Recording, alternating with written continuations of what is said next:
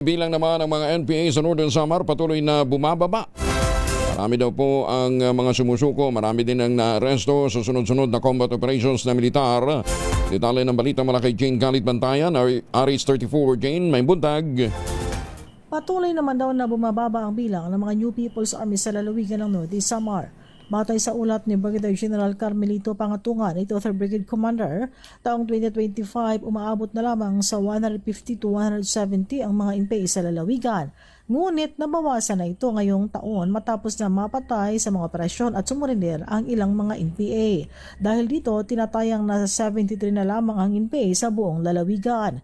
Gayun pa man ayon sa nasabing opisyal, 56 lang dito ang full-time NPA at ang natitira ay mga identified bilang unit militia. Ang nasabing mga full-time New People's Army ang siyang hinahabol ngayon ng militar. Kinumpirma pa ng opisyal na ilan sa mga leader ng New People's Army ay masyado ng matanda. Kabilang dito ang isang kilala na si alias Kado o Seriaco Jerusalem. Mula sa Aksyon Radyo Katarmaan, RH34 Jane Galit Bantayan ng DZRH. Una sa Pilipinas, una sa Pilipino. Salamat, Jane Galit Bantayan.